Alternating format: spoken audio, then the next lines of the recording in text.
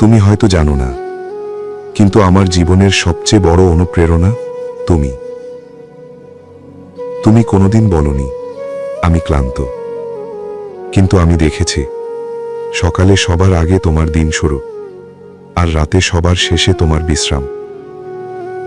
আমি খেয়েছি কিনা, আমি ঠিক আছি কিনা, এই চিন্তাতেই তোমার দিন কেটে যেত।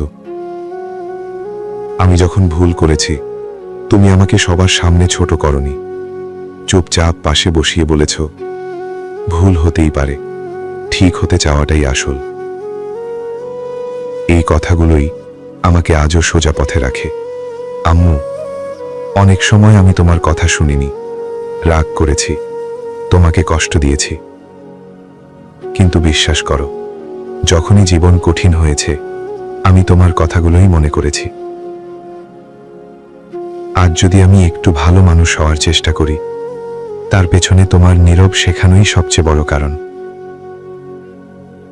অনেকে জিজ্ঞেস করে, তোমার জীবনের আইডল কে? আমি কোনো নাম ভাবি না, আমি শুধু বলি আমার মা। কারণ তুমি আমাকে শিখিয়েছ, শক্ত হওয়া মানে জোরে কথা বলা না, শক্ত হওয়া মানে ধৈর্য ধরে ঠিক থাকা। হে আল্লাহ, আমার আম্মুকে ভালো রাখো, আর আমাকে এমন সন্তান বানাও যাকে দেখে সে একদিন বলবে, এই কষ্টগুলো বৃথা যায়নি। আম্মু, তুমি আমার জীবনের সবচেয়ে বড় শিক্ষা।